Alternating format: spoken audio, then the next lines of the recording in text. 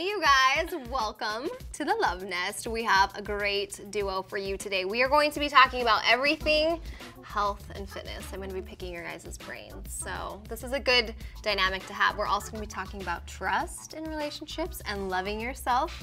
So why don't you guys tell everybody who you are and welcome. I'm Chris Kruger from My Six Pack Life. That's my channel. And I'm Rachel Sarnoff from Rachel Sarnoff. That's my channel. What do you guys? So what do you do on your channel? We'll start there. What are you six pack? So it's fitness. Yeah.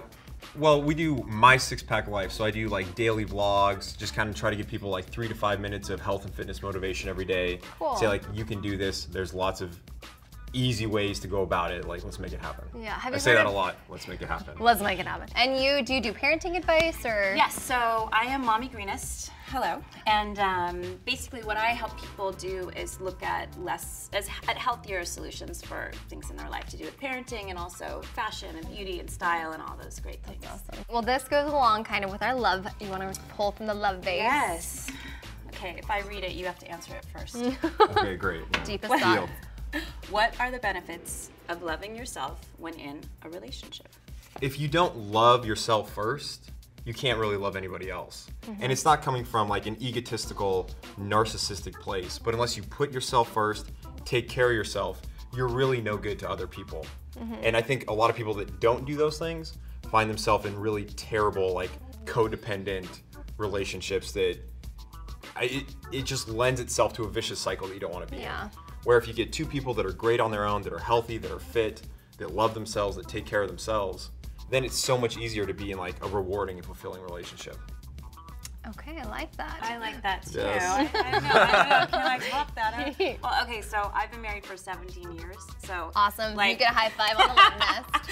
So digging deep, into the idea of creating a relationship, which obviously it's evolving for us, but we did a lot of that hard work in the first part of our relationship. But I was thinking as you were talking about, when I was dating and not loving myself and not feeling confident about myself, and I would get in these relationships and then I would oh my God, that guy just gets on my nerves. Like I just can't, I don't want to be near him. And I realized later that it wasn't that the person was somebody that wasn't compatible with me, it was I wasn't compatible with me. I didn't know why that person would love me because I didn't love myself. So I think it's so important to really look at yourself first, and then everything follows. Well, I think that sums it up. Like if you don't love yourself, how are you going to expect anyone you're in a relationship to love you? And you're not going to trust them because you're like, I suck. Why would you love me? You must suck too. Like lends itself to this whole... We all just suck. Yes.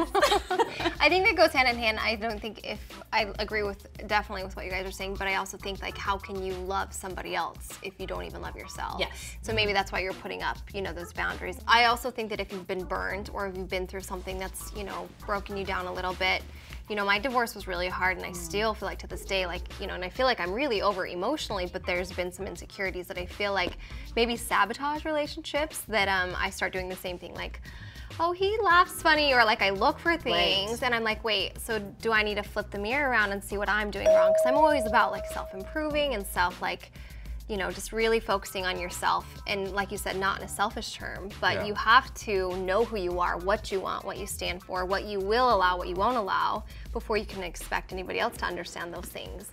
Because then it's that crazy journey of trying to figure one another out when you can help your partner, and that's, I think, makes you an effective communicator. Be like, I don't actually like when you burp at the dinner table. That is not okay. So loving yourself, I like what you guys said, will help you love them, and in the long run, you can love somebody when you love yourself. So just to wrap this up a little bit, do you feel like tips that maybe you helped you grow out of that you started, as you focused on yourself? Was there things that you were like, this is what I should do and this will help me? Okay, so I think that when it comes to developing a relationship with your partner, you were saying with your divorce, right? That scarred you in a certain way. So for me, it was my childhood. So I think that when you look at your relationships, you have to really look further than just your romantic relationships, but also look at the relationships with your family.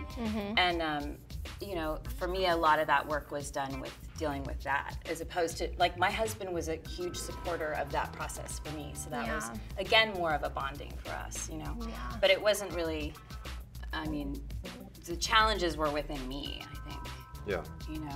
Well, I see that in my relationship all the time. It's we don't have to fight over, like, if you want to do something your way and I want to do something my way, obviously we both want to do it our own way. But you know what? It's cool. Just do it your way. That's cool with me.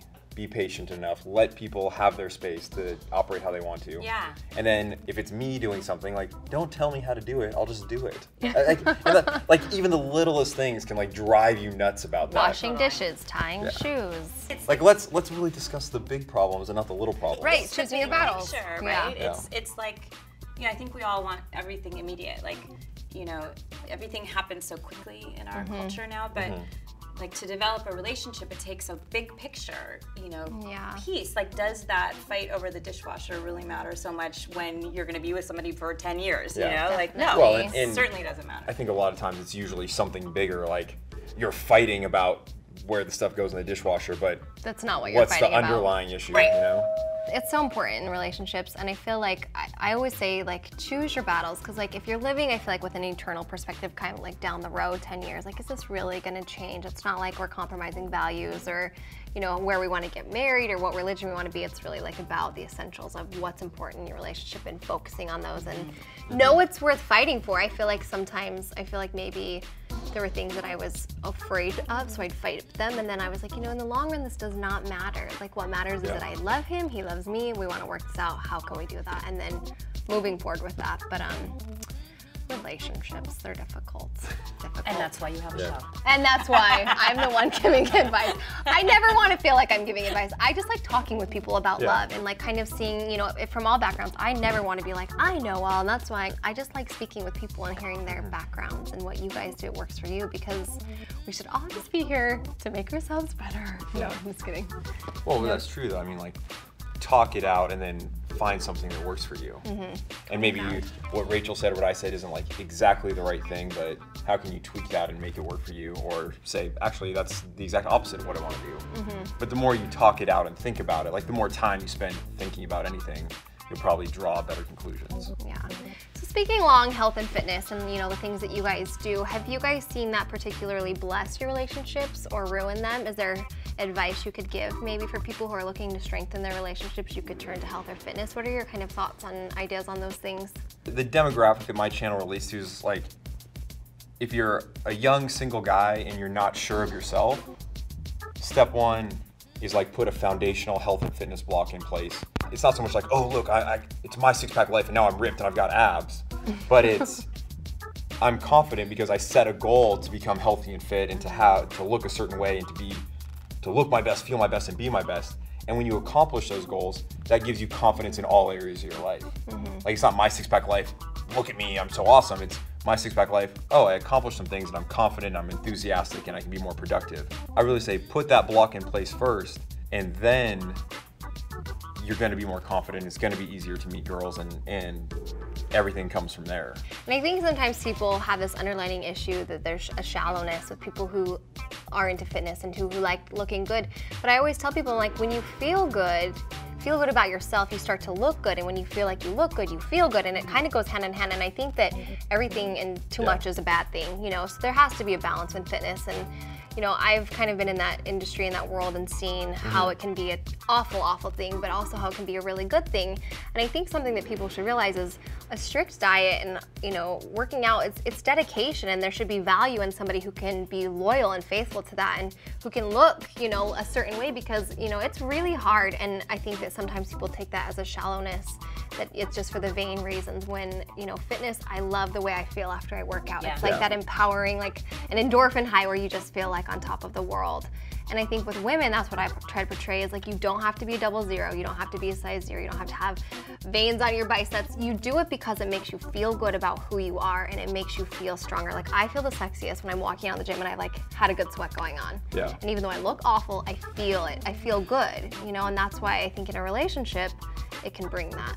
For me, it was discovering yoga, and I actually teach yoga now. So for me, actually, my husband and I, when we first met, you have to come to you have to be pregnant to come to my class. So well, as soon as I get there, I'm calling or you can bring a little baby and pretend that you just had a baby. So you do mommy baby yoga. I do pre and postnatal. Cool. So, yeah, so for me, my husband and I started practicing yoga together when we first met. And sadly, he doesn't practice with me anymore. But it has been something that really has given me that centeredness that I always never felt that with exercise. Like I went to the gym and I loved it, but I never could be consistent with it. Whereas yoga is something that I've been really consistent with. You're like your niche that like fit with you. Yeah, so the more that I learned about what's in food, the more I realized, oh, okay, that's why eating healthier feels better. Because it doesn't have those different additives in it. You know, it's cleaner. And we share that. I think if I was going down that path and he wasn't, it would be really challenging, you know? Because so you went through a huge transformation. Like were you with the same person and did what happens when you totally change your life in terms of health and fitness and your partner doesn't? And really for me, when going through it is like, I got up to like 253 pounds, 42-inch waist, like just cellulite all over my butt, like you just, We'll be inserting pictures and posts of the cellulite butt, so. Like you just feel so gross, and it goes back to what we were talking about earlier, like you need to love yourself before you can expect anyone else to love you. And one way to do that, to demonstrate that, to show it clearly is like, raise your standards. Like this life where I'm, 250 and just getting worse and worse and worse every day is not good enough for me.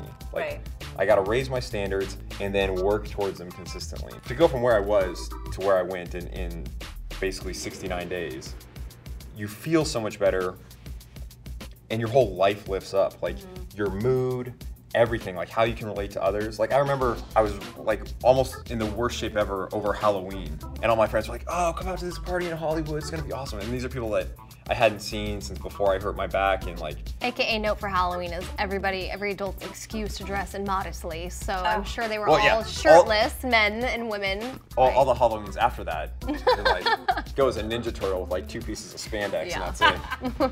It's like you got like 3 other girls as your other Ninja Turtles. That's how you roll. Is that this year? Is that happening this year? No, that was a couple years ago. That's how you roll. I was a Raphael, cool but rude. Okay.